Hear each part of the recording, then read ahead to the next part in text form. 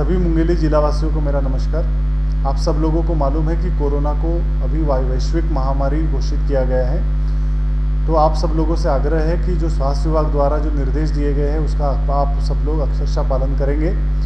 कोई भी नागरिक अनावश्यक रूप से घर से बाहर ना निकले। नमस्कार, आप देख रहे हैं आरजे रमझाझर। मैं हूं राजकुमार यादव। राजनांदगांव कलेक्टर श्री जयप्रकाश मौर्य के निर्देश पर आज राजनांदगांव विकास खंड के ग्राम रीवा गहन में मोहम्मद असलम के परिवार को राशन सामग्री किट के साथ ग्राम पंचायत निधि से 1500 रुपए की आर्थिक सहायता उपलब्ध कराई है।